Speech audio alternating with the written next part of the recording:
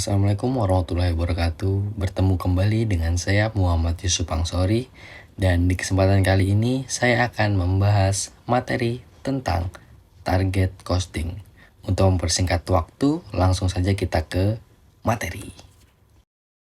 Pengertian, target costing merupakan suatu teknik manajemen biaya yang bertujuan untuk meminimalkan biaya berdasarkan selisih antara harga jual dan margin keuntungan yang diinginkan suatu produk. Prosesnya melibatkan penentuan harga pokok suatu produk berdasarkan target harga jual dan margin keuntungan yang diinginkan. Lalu, merancang dan mengembangkan produk untuk memenuhi biaya tersebut. Tujuan dari penetapan biaya target adalah untuk membantu perusahaan mencapai pengurangan biaya dan meningkatkan profitabilitas sekaligus memastikan bahwa harga produk bersaing di pasar. Yang pertama, definisi dan formula target costing. Sebelumnya kita mengetahui tentang target costing, ada baiknya kita mengetahui dulu apa yang dimaksud dengan target cost, yaitu perbedaan antara harga jual produk yang diperlukan untuk mencapai pangsa pasar atau market share, tentu dengan harga persatuan yang diharapkan. Sementara itu, target costing merupakan penentuan biaya yang diharapkan untuk suatu produk berdasarkan harga yang kompetitif, sehingga produk tersebut akan dapat memperoleh laba yang diharapkan.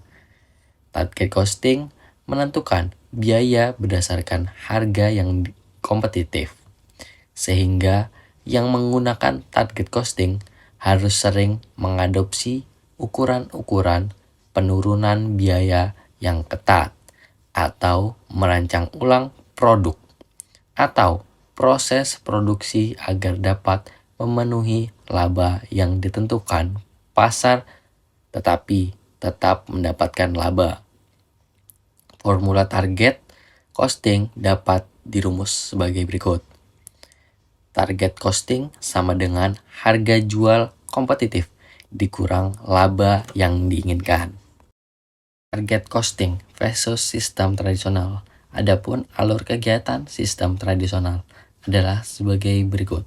Anggaran ke produk, ke total, biaya, harga jual, hasil aktual, varians. Dalam sistem tradisional, langkah pertama yang ditempuh adalah penyusunan anggaran.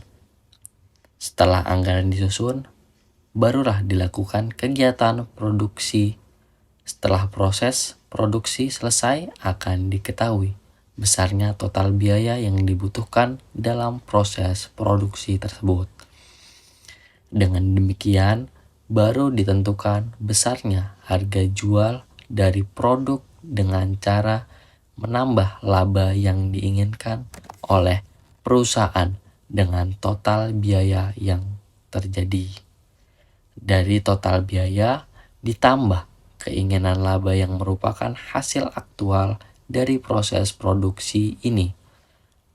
Langkah yang selanjutnya adalah membandingkan anggaran dengan hasil aktual atau biaya aktual dari proses produksi yang telah terjadi. Jika terdapat selisih, itulah yang dinamakan varian. Sedangkan dalam target costing, langkah-langkahnya adalah sebagai berikut. Dari harga jual ke laba yang diinginkan, lalu target cost, kemudian biaya estimasi, dan yang terakhir varian. Dalam proses target costing, langkah pertama yang diambil adalah dengan menentukan perkiraan harga dari suatu produk yang diproduksi. Setelah harga ditentukan, selanjutnya adalah menentukan laba yang diinginkan. Dengan demikian akan diketahui besarnya target cost dari produk.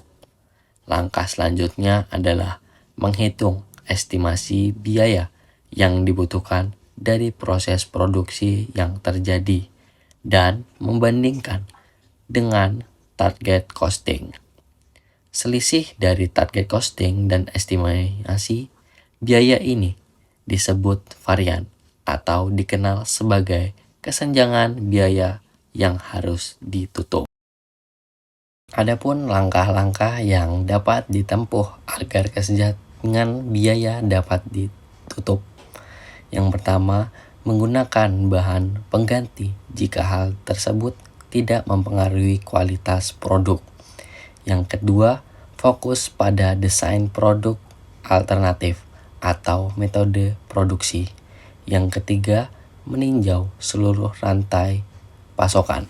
Yang keempat, fokus pada skala ekonomi, misalnya diskon pembeli massal. Yang kelima, menggunakan tenaga kerja murah jika hal ini tidak mempengaruhi kualitas produk. Dan yang keenam, meningkatkan produktivitas dengan memotivasi tenaga kerja. Untuk alasan menggunakan target costing dikembangkan atas dua karakteristik penting, yaitu pasar dan biaya. Yang pertama adalah bahwa banyak perusahaan kurang memiliki kontrol atas harga yang mereka inginkan. Pasar atau permintaan dan penawaran sangat menentukan harga, dan perusahaan yang mencoba untuk mengabaikan hal ini maka mereka dalam keadaan yang berisiko. Oleh karena itu, untuk mengantisipasi keadaan tersebut, dalam target costing diambil harga pasar. Kedua adalah bahwa sebagian besar biaya sebuah produk ditentukan dalam tahap desain. Setelah produk telah direncanakan dan masuk dalam proses produksi, tidak banyak yang dapat dilakukan untuk mengurangi biaya.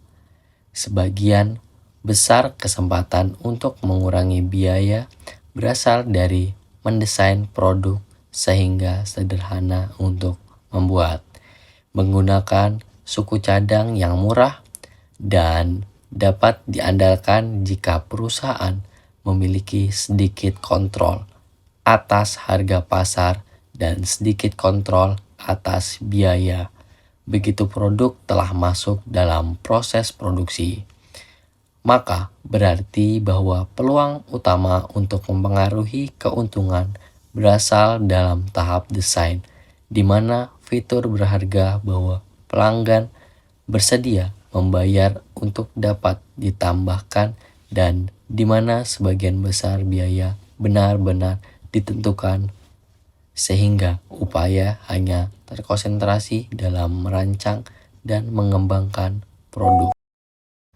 Adapun keunggulan dan kelemahan. Untuk keunggulan target costing, yang pertama, pendekatan produktif untuk biaya manajemen. Yang kedua, mengarahkan organisasi terhadap pelanggan. Yang ketiga, mengurangi hambatan dalam manajemen. Yang keempat, meningkatkan kesadaran dan pemberdayaan karyawan. Yang kelima, membangun kemitraan dengan pemasok. Yang keenam, meminimalkan kegiatan yang tidak bernilai tambah. Dan untuk kelemahan target costing, yang pertama, memerlukan implementasi yang efektif dan pengembangan data biaya rinci. Yang kedua, pelaksanaannya memerlukan kemauan untuk bekerja sama. Yang ketiga, membutuhkan banyak pertemuan untuk koordinasi. Yang keempat, mungkin dapat mengurangi kualitas produk akibat penggunaan komponen yang murah yang mempunyai kualitas rendah. Mungkin cukup sekian yang bisa saya sampaikan untuk kesempatan kali ini. Karena kesempurnaan hanya milik Allah semata dan kurang lebihnya saya minta maaf. Sekian dari saya. Wassalamualaikum warahmatullahi wabarakatuh.